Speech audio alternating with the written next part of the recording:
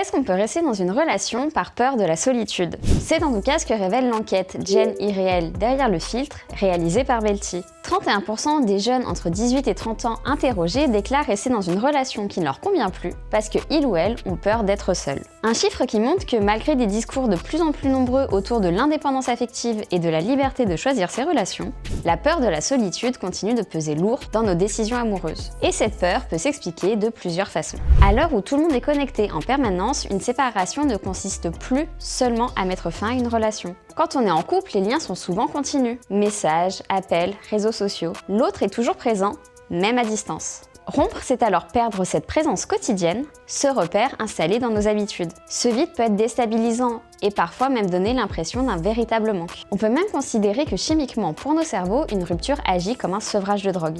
La peur de la solitude peut aussi être liée au regard des autres. Même si l'idée que le couple représente une étape obligatoire de la vie s'efface progressivement au profit d'une plus grande liberté des parcours amoureux, passer du statut de personne en couple à célibataire n'est pas toujours simple. Une séparation peut être vécue à tort comme un échec et s'accompagner de questions, de remarques ou du sentiment de devoir se justifier.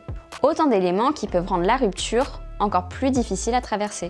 Enfin, cette peur de la solitude peut aussi être étroitement liée à une peur de l'abandon. L'idée de se retrouver seul peut conduire à rester dans une relation qui ne nous convient plus, simplement pour éviter d'être quitté. Comme si, puisque l'on redoute que l'autre parte, on préférait ne pas être celui ou celle qui met fin à la relation. Cette peur est profondément humaine et il n'y a rien de honteux à la ressentir. En revanche, lorsqu'elle devient la principale raison de rester avec quelqu'un, elle mérite d'être interrogée. Car rester uniquement pour ne pas être seul peut conduire à accepter des relations qui ne répondent plus à nos besoins, à banaliser certaines souffrances ou à s'enfermer dans des dynamiques de dépendance affective, voire parfois de contrôle ou de violence psychologique. Une relation devrait être un choix, pas une stratégie pour éviter la solitude. Et même si la rupture est souvent difficile, apprendre à apprivoiser les périodes de solitude peut aussi permettre de construire, par la suite, des relations plus libres, plus équilibrées et plus épanouissantes.